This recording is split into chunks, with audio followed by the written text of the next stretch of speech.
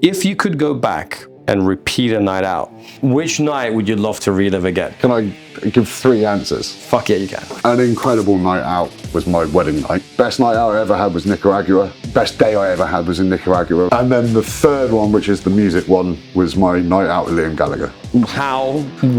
For me, you're the epitome of what I think bartending is. I was a proper wanky bartender.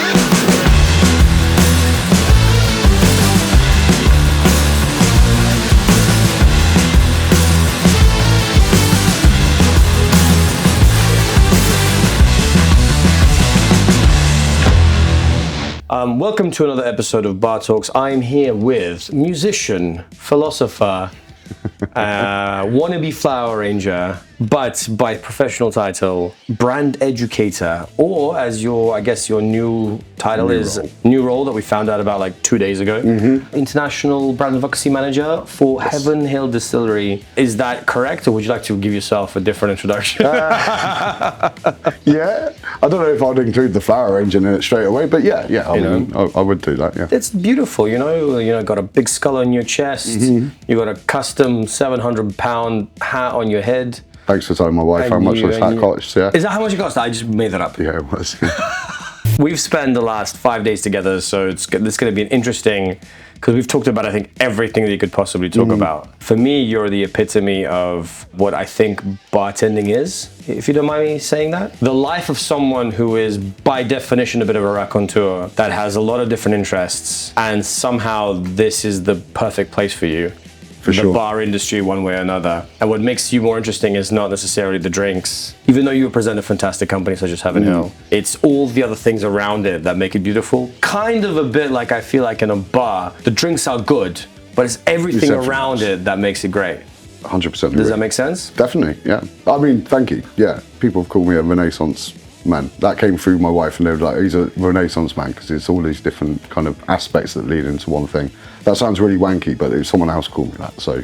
Do you think the industry generally suffers from imposter syndrome? Yeah, 100%. All the time, especially as you go further up the train. It depends on what it is and why you're in those positions. There's some people that have immense self-confidence in themselves to where they are. Me and my boss have spoken about imposter syndrome quite a bit. There's some really good books on it, actually. I think it's inherent. Maybe it's the English-isms in me, that imposter syndrome is there. But yeah, I think the industry does suffer from it. I started as a glass washer. Like, I was a KP when I was a kid. I was a glass washer in 2006, and then bar manager. I haven't been to school. Well, I went to school, but I didn't do like college or anything like that, or do you know what I mean? So I'm not a particularly well-educated man. I've now got into a place where I'm in a boardroom with presidents, and they're respecting my opinions sometimes. And like, you're like, should they be like doing that? Have I got enough experience in myself? Am I confident enough in myself for those things to come through and be relevant to what we're doing? How does it manifest with you, though? I've found it recently, actually, in presentations, which is unusual because, excuse me, I've been presenting for years. I've been working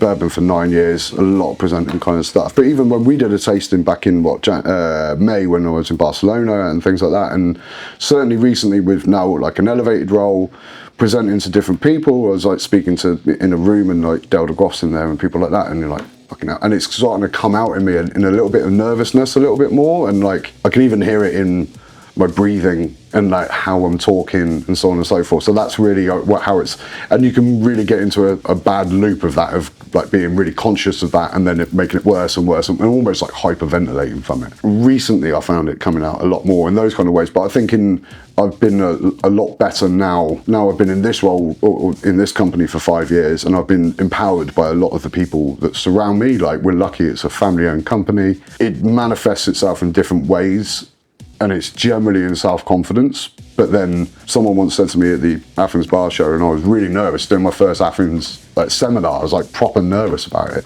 And he was like, you've got the knowledge. They don't, just give them the knowledge.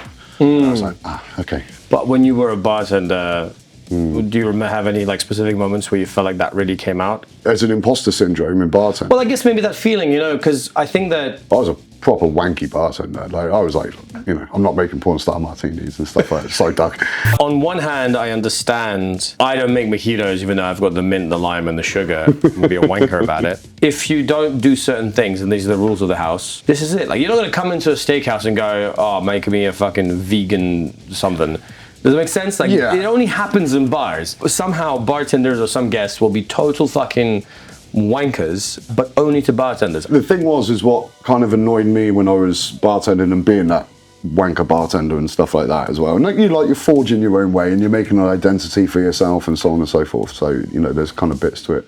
But there's always been the kind of opinion of like the customer's always right. You know, that thing that comes from Selfridges. It comes from retail. It doesn't come from the bar world. Do you know what I mean? Like, and even that, it's bullshit anyway. But you apply that to somebody who's had 10 white wines, that goes out the window. They are not right. They are not always right. But they still have that opinion that they are always right. Over time, working 60-hour weeks, you know, drinking all the time, being hungover probably at work, all those things attributed on top of it. I think my fuse just got shorter and shorter and shorter, and I think I was just a little bit more dismissive than what I am now. Like, it changed when I bought a bar. When I would go and do shit in the bar, I found my mentality to what hospitality was completely changed instantaneously, because it was ours, it was part of us, it was part of what that was.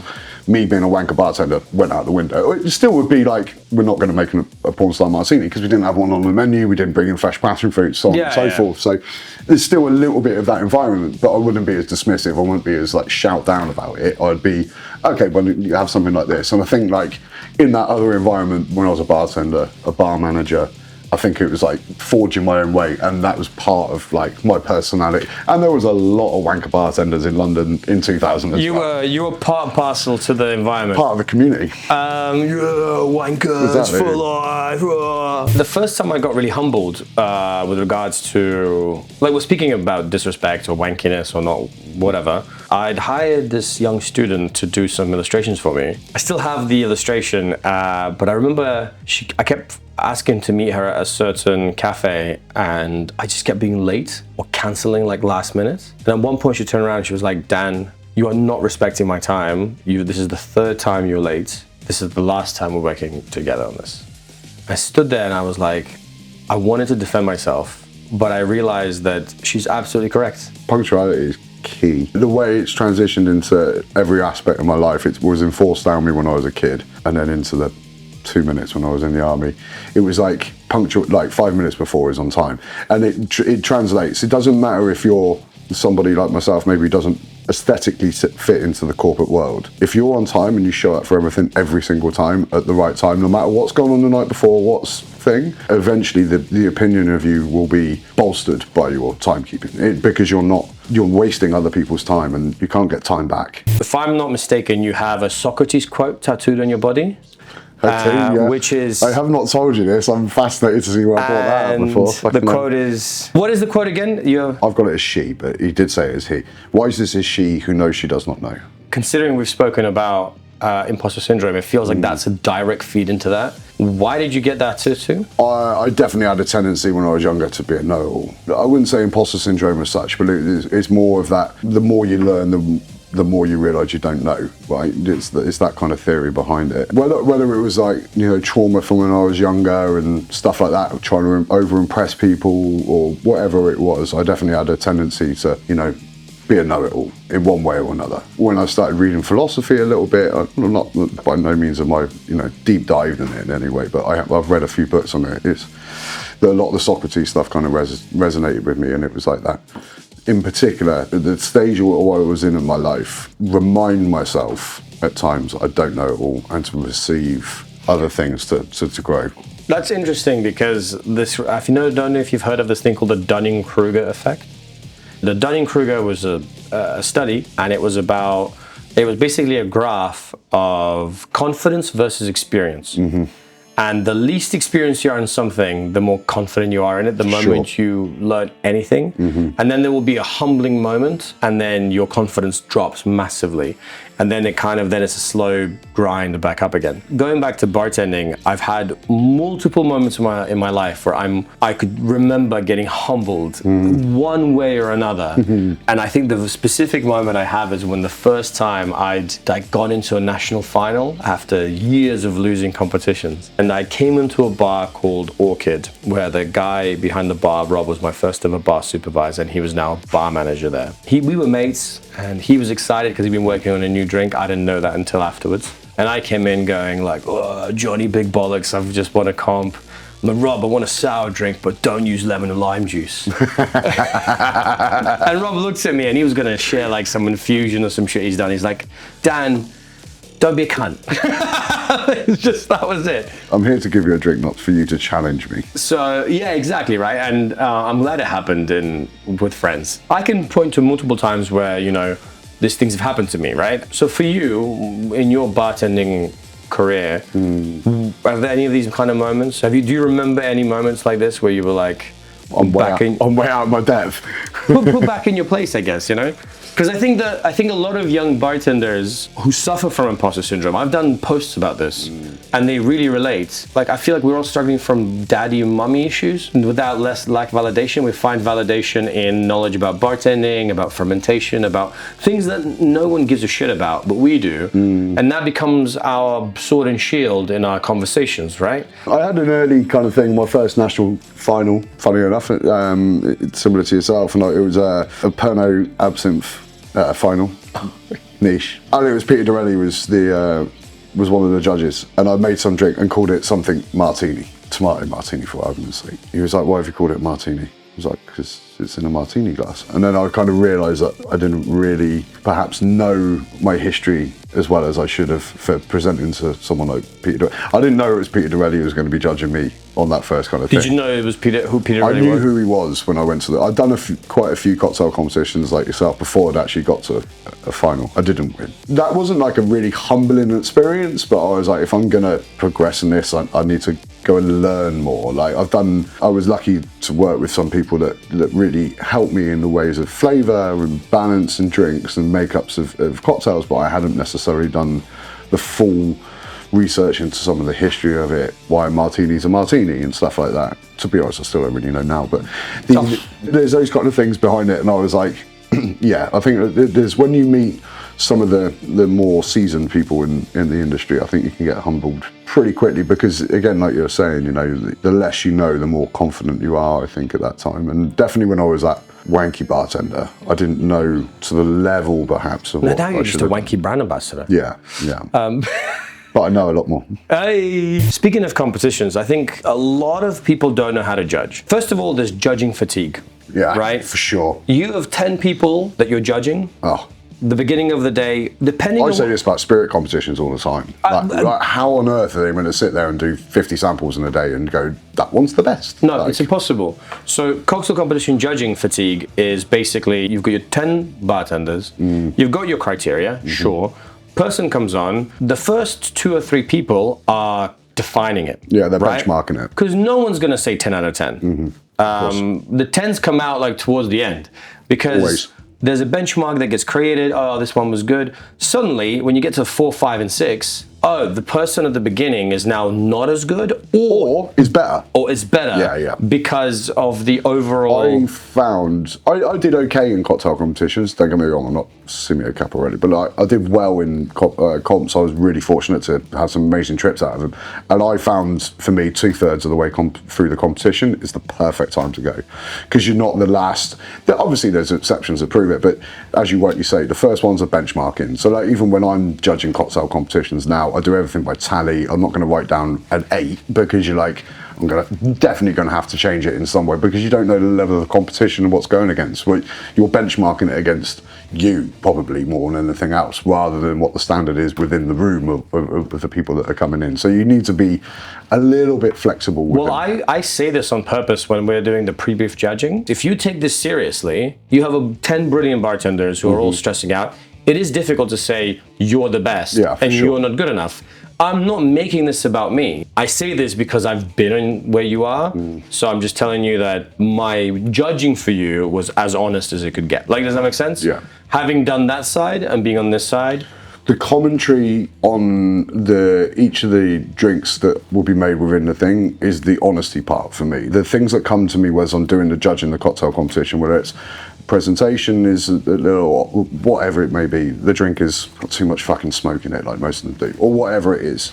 The commentary on what that drink is will always be legitimate, and I will try and take them aside and talk to them personally about it to help in development, not to knock them down in any way or to be too much of constructive criticism, but just to help if they want to continue on in that side. And I'm a massive fan of cocktail competitions. It's got me, I believe, a lot of way to where I am. Certainly have been out in the room with some great people over the years and learning from them, like Jan, Gareth Evans, Simeone, Ali, do you know what I mean? Like you know, like being able to learn and understand from what they're doing, and then building up that community is incredibly important. And cocktail competitions are amazing for that, but they can be cutthroat as well, and it can demoralise people down into its thing. So I always make sure when I'm judging a cocktail competition, I try and take the honest critique of what it is. But when it's coming to the scoring, it is very difficult to be staying to yourself from the very first one that you do to the very last one you do. You may have an amazing in-house team. They may be at a much better level, and the first one comes up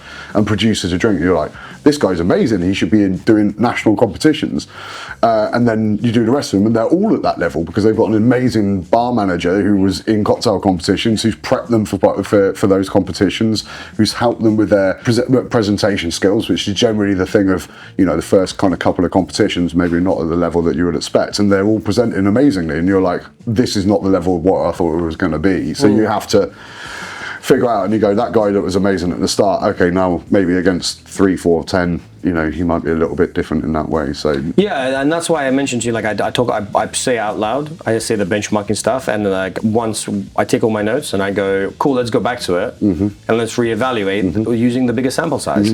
Because you have to. You have to. It's an interesting thing to work with brands, in that the moment you're starting to do something with a brand, or you have a fucking logo on your chest, there is this anti-establishment-esque notion from bartenders that, oh, fucking sell out this or whatever. And yet they all want free swag. They all want a free trip. They want access. They want you to pay for their drinks in brand deals, forward deals, cocktail deals. Those are more like brand management or owner related. Sure. But bartenders love free shit. The duality of the situation is brands have sponsored so many fun events, so much education, have supported bars and bar owners. But one thing I always like to remind people, that it's a fucking luxury. Like, there is not a single other job in the world where you are bottom class. You are not a decision maker. You're not a decision maker, and yet you're getting flown out to another country on someone's tab, and you drink and eat for free, and maybe you even get paid for it. And that 2 days is a week's worth of work. It's bizarre to me, the amount of privilege that ends up becoming kind of, it's not wanky, but it's kind of like, people talk about white privilege, some shit like bartender privilege, that people are unaware of. And ironically, the people that end up actually getting amazing deals from brands and actually getting amazing contracts are the ones that respect that privilege and respect the brand. Because I swear to God, if Diageo, Pernod, and let's say Bacardi, the CEOs get together and go fuck advocacy and pull everything, every other company below that will follow. Yeah, for sure. And because, well, they're not doing it. Yeah, we could carry on dumping all this money into the community, but very unlikely going to get anything back. But, oh, screw it. We don't have to do that anymore because they don't care about us. They're competing amongst each other. We don't have to do that anymore. Most of them will pull back, and suddenly you're back to bartending full-time with no privileges, with no freebies, and we'll see a huge exodus out of the industry, because I believe a lot of that has come with all of this lobbying, so to speak. Bartenders need brands, and brands need bartenders. If you're brand building and things like that, you need the bartenders, and it's, you know, you never know where bartenders are going to be and so on and so forth. But there is a certain amount of pushback from that. There's a lot of brands, right? There's a lot of brands that are doing a lot of things. So from a bartender point of view, if you're being serious about the industry in any way, then just be open and nice on all sides, because we're all its own ecosystem. We all need each other in one way or another. I wanted to talk about the fact that before all this, before bartending, even though it's a part of your life the entire time, you have a huge affiliation with music. There's a reason why you look like a third call on Alabama Shakes. Because if you listen to your voice, you're English through and through. What I want to ask you about is your background in music. You are part of a band called It's All About the Benjamins. if I'm not mistaken. That's correct. At this current time, yeah. One of my bands. Ah. Well, that's the band that I'm in now. That is my band, hence the name, all about the Benjamins, obviously. There's a reference, obviously, to money grabbing, but it's also my name. Remember he was talking about, like, you don't know what you don't know, stay humble, imposter syndrome. It's all about the Benjamins. I've done music longer than I've done bartending. I was in two main bands growing up. From my early 20s, that's why I originally moved to London.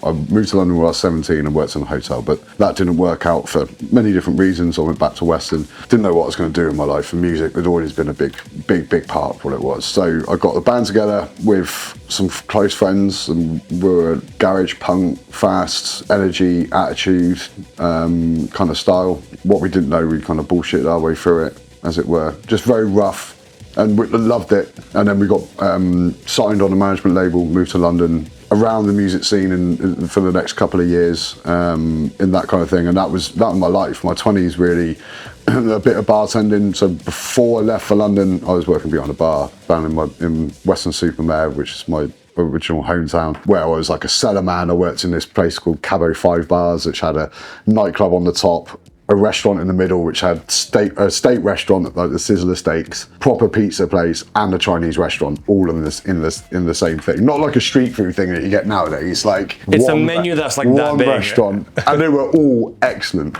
And we had a nightclub that was open till 2. We had a cocktail bar that only ever opened on New Year's Eve, and then we did like blue shit with some stuff in it, and then a sports bar as well. And then I remember what the 5th bar was.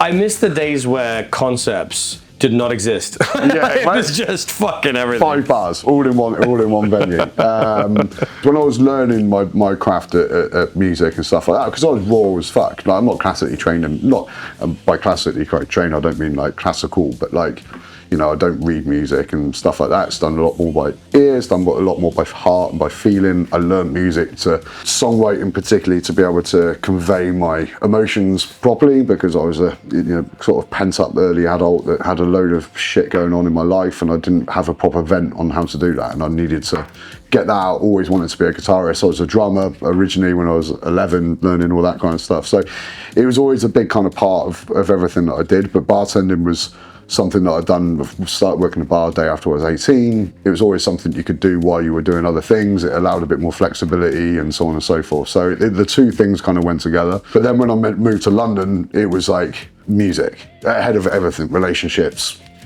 money, whatever. That was the drive for it all. So I didn't really work for like 2 years. And just focused on writing, on doing music and playing gigs, on trying to get bumped up to the next kind of level. And as most rock and roll dreams did, it kind of faded away a little bit, and I was like, shit, I'm in London and I've got no money.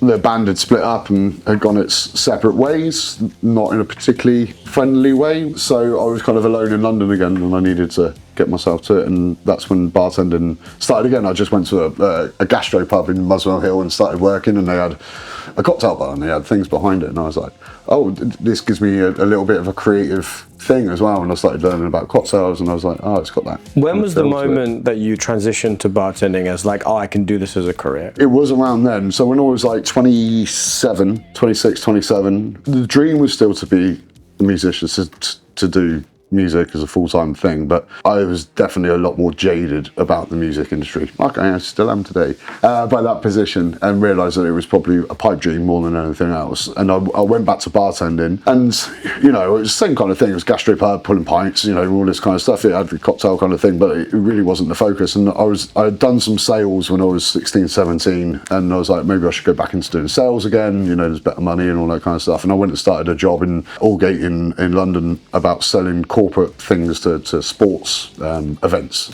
I was like, oh, I like sport, I should be able to do that. And it was awful. It was one of the worst environments I've ever been in my entire life. And I was like, had to then go back to the bar that I just quit to go, can I have my job back? That one sucks. Do you know what I mean? And thankfully he did it. And I was like, well, I'm going to have to like zone in on this. There has to be a career within what this is. It's like, the place was a lovely independent thing, and it's like I could go management, that's a kind of, you can see the thing, but I'm like, I'm not a manager realistically, do you know what I mean? I certainly wasn't at that stage in my life. But the cocktails, and starting to learn about that and starting to read about that, and I was like, this could be something a little bit more. This gives me I needed to do something creative. Like I'm not an Excel sheet worker. I'm a creative person. I need to work with creative things. That's cool. And that's where it really changed. Lifelong musician, and now in the bar industry. Is there anything that you brought from music into bartending? The bar is a stage. You're present, you have people looking at you in that kind of way. And then when I was a musician, that's what I loved. I was a drummer originally, and then I was a guitarist and a singer, because I wanted to be out the front. I wanted like all the eyes on me. And what I hated about that was having to fill that room full of people and get people there, and self-promotion, which goes very much against the core of who I am. But when I'm on a bar, I don't have to get people there. They're already there. And that gives me an opportunity then to be a little bit more thing, because I'm definitely more of an introvert extrovert. When I go onto a bar, it's a different personality generally that will come out than what I am day to day, or chatting with you, or if I'm sitting in a bar drinking, it will be a different energy to what I am on the bar. And that's because you want to make everyone happy. You want to bring them on. Again, I've moved away from that wanky bartendery kind of thing, and now I'm like trying to make people happy, have a good experience, and leave in that kind of way. So I think really the bar as a stage is probably the earliest advice I got on that, and that kind of resonated with my musician in me. I studied acting in London between the age of 11 and 15. I did improv acting. One of the things that we were taught, because there was a group of people in the class, some are quite naturally extroverted, such as myself, some less so, and it was mask work. You put the mask on, suddenly you're not yourself, you're somebody wearing this mask, it's not your face, because for some reason we always focus on our face a lot. And as a result, you can do things that you would not normally do because it's you in a mask. And with that in mind, I feel like the transition from understanding being yourself and being insecure and being introverted is the mask is just a physical object. That's something you could put on without having it on in the first place. Does that make sense? Yeah, I mean, I feel like this is my mask. When I'm being a band and going into that kind of what we talked about originally with the imposter syndrome and things like that, there has to be a degree of when you're going and standing up and you do seminars in front of loads and loads of bartenders, I'm sure you have nerves that come to it, but you've done it enough time. You have to sort of transport yourself a little bit away from your usual personal worries and things like that, because it's going to snowball, as I said in the first place, it's going to snowball into something else, and then you're going to end up hyperventilating and being sick on stage or something. Do you know what I mean? So the mask thing for me, this is definitely one of my many hats, but this is my work hat. I bought it in Louisville, in downtown Louisville, made by some hipster cowboys, and it's me. It's got lucky number 7 on it. It's got a tattoo on the top of it and all this kind of stuff. And it's I bought this deliberately very expensive hat, so that when I go out and I'm doing my stuff, it's me in that hat. And you saw it when we were in Athens, you can see me from fucking miles away because I'm 6'4" and I've got a big hat on, right? Do you know what I mean? So it's it then becomes, but I've had people come up to me and go, oh, you're not wearing the hat, and it's it's now sort of morphing into that personality, and that's fine, because that is me. Well, I put this on when I go to work. I don't put this on when I'm going to, very rarely, if I'm going out or if I'm doing something in my personal life. This normally just sits up on my guitar rack on the thing on the side looking cool. I don't generally wear this hat when I'm going out into doing my usual thing, unless I want to look. Where's the fine line between putting on a mask for a specific thing and being fake? Because I think I'm quite consistent on camera, off camera, digital and real life.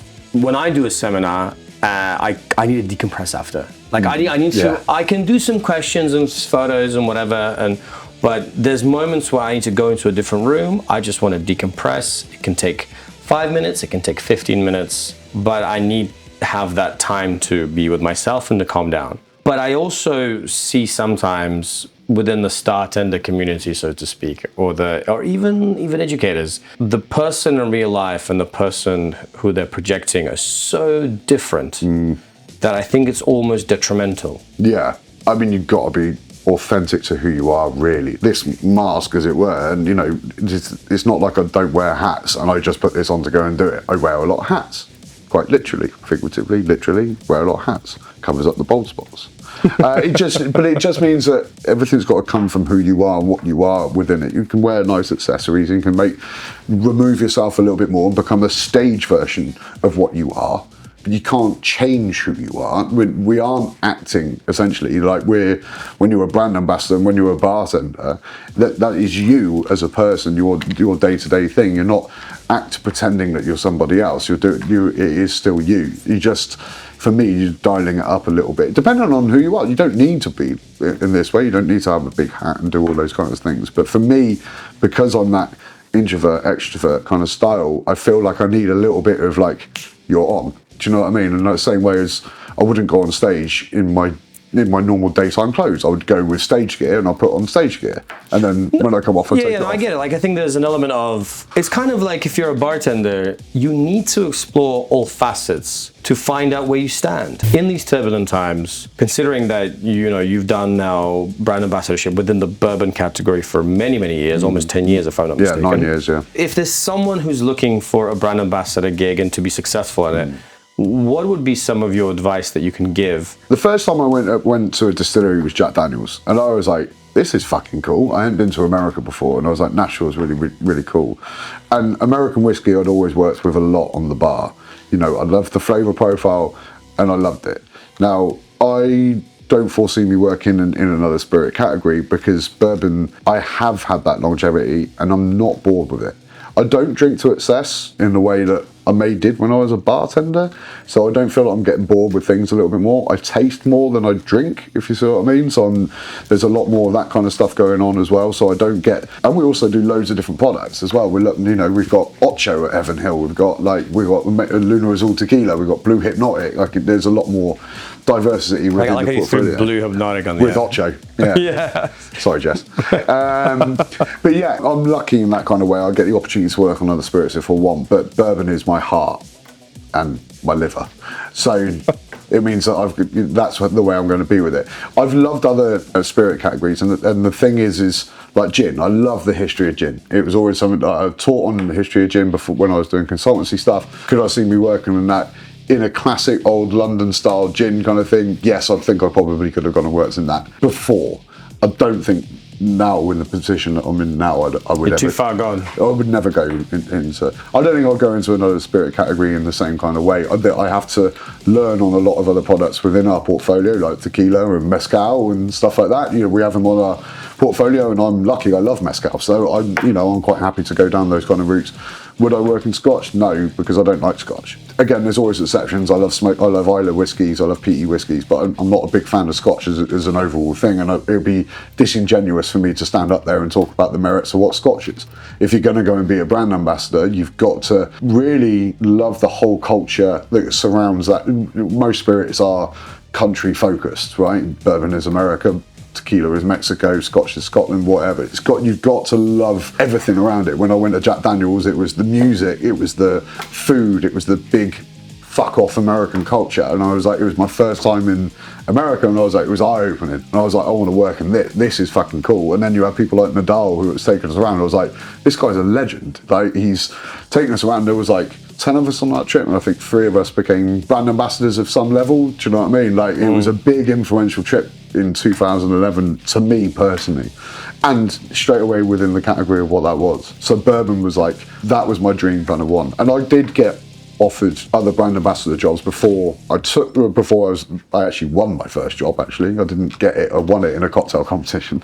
There's a comp. Winning a BA gig. That's won a BA competition. Yeah. If you could go back in your life and repeat a night out, which night would you love to relive again? Can I give 3 answers? Fuck yeah, you can. 3 days. The correct one, and the one, and it was an incredible night out, and I had one of the best nights of my life, was my wedding night. And that wasn't just like, oh yeah, wedding night with it. We went out, we had Love's Company as our after show party with Russell Burgess. We had it in East London, my wedding, in an old theatre. My wife's in theatre, so we had it in an old theatre in East London. We had nearly 400 people there for the wedding in the end bit in the evening, and it was very much a party. And we went until 7 o'clock in the morning, me and my wife, in Love's Company. That's a long night. That was a proper party. That was one of my favourite ever nights. And surrounding myself, unfortunately, there's some people that were in that room who are no longer around. Give me that day any day. And that's obviously, that was a special night. Bartending wise, the best night out I ever had was Nicaragua. best day I ever had was in Nicaragua when I won the Flor de Caña competition, and they took us to we first started off sipping magua.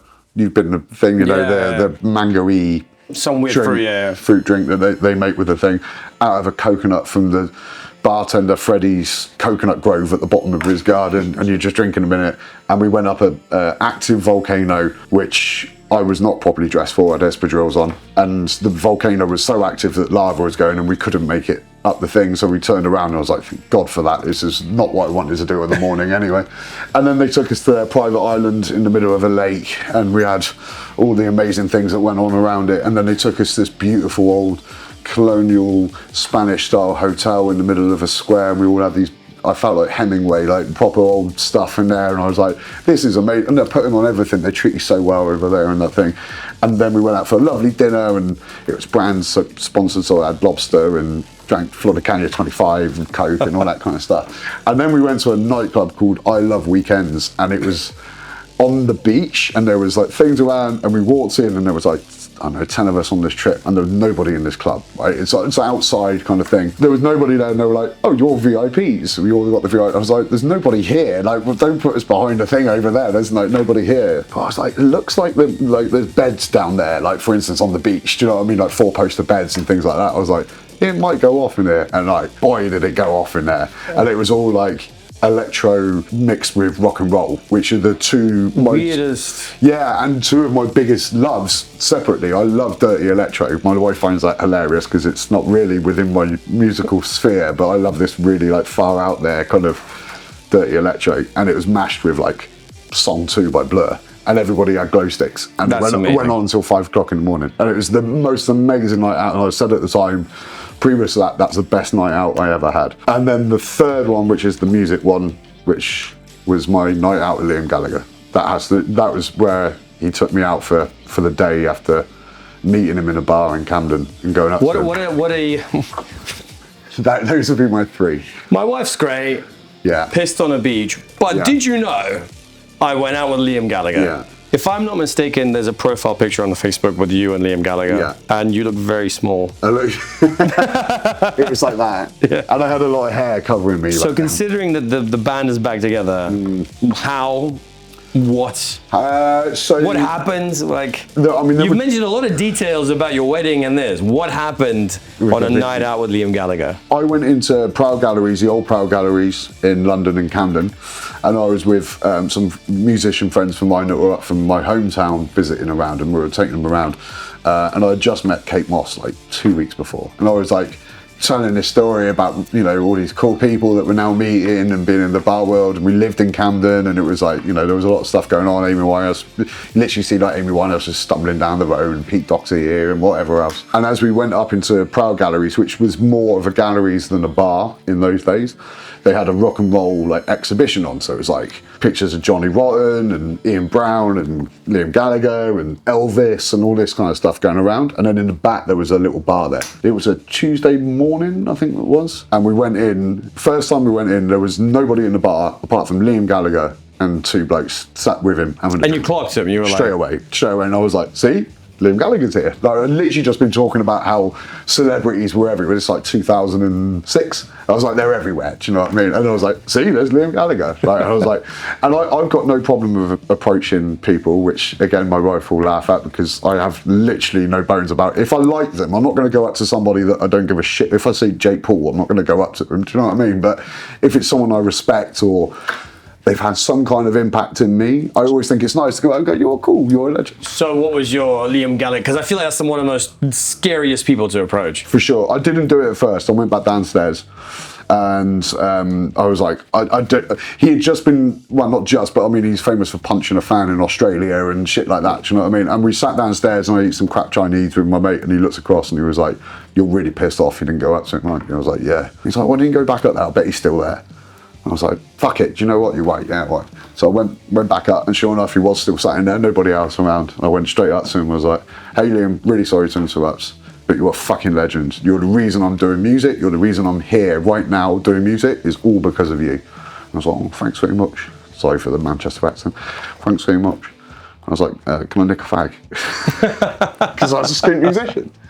And I think immediately he recognised that. He was like, tell you what, sit down and I'll buy you a drink and all. And I was like, cool, okay. So I was like, sat down, the two guys there going like, what is this? Why have we got this guy here? So Liam's like, cool, so what are you drinking? Whatever you're having, Liam. Like, obviously I don't want to think. It's like, cool, double vodka and grapefruit juice and a shot of Zambuca, please. And I was like, all right, okay. What is the best thing about bartending? Community, the people that you meet around it, the day-to-day thing of trying to make people happy and making people happy was always a big thing for me. And no 2 days are the same. You go through the same functional thing of like you turn up at 3 o'clock and you prep for your shift. But what happens after that could be anybody's guess. You know, the people that come through your door could be completely random. You can see old friends that pop in and secretly just come and see you because they know exactly where you are all the time. And they pop in and you're like, oh my God. And then you have an epic night that goes on afterwards. It could be really quiet and you get knocked off early. Like, there's so many like variables to what happens. It makes the day, for me, interesting. But then the sharing of community within it, I do feel that there's a bar, being a bartender, and again, being fortunate enough to travel and meet some amazing people within this industry that have done it and influenced me in so many other ways, that is a global thing of what you can do within that industry. So, And what is the worst thing about bartending? the hours, mopping, I hate mopping. The physical toll on your body. I've got 2 tennis elbows, and that's from double shaking. It's not from playing tennis. I'm a terrible tennis player, but it's from double shaking. I don't look after myself, and that's another thing about bartending. I think we're getting better as an industry at being healthy and trying to not do things as previously bad, because you're in a very influential bad area, right? We're working around alcohol, and there's bad decisions that could be made left, right, and centre, and there's bars that sometimes allow that to happen, and that's part of what that thing is. And certainly more when I was a bartender growing up, there was never any issue about me drinking on the bar and stuff like that. That was part of it. You were in bringing the guests into it, you get them to buy shots and all this kind of stuff, do you know what I mean? And the unhealthiness of what that can be is probably the worst thing about the job in a lot of ways, of what it does to your body, to the stress on your body, how just backbreakingly hard it can be in the thing. And the money isn't as good as, in my opinion, as what it should be. If you bartend here, like, you know, you don't unfortunately have any benefits, which is crap. I mean, you can earn a lot of money in America bartending. In Europe, bartending at the first phase of doing it is entry-level job. So you have to go through a lot of work and a lot of things to eventually starting to climb that run. But it can be done. Bartending is masochism. Yeah, exactly. That's probably the best. Thank you. Other than that, see you later. Lovely. Cheers, mate. There you go. That's Bar Talks. Delightful.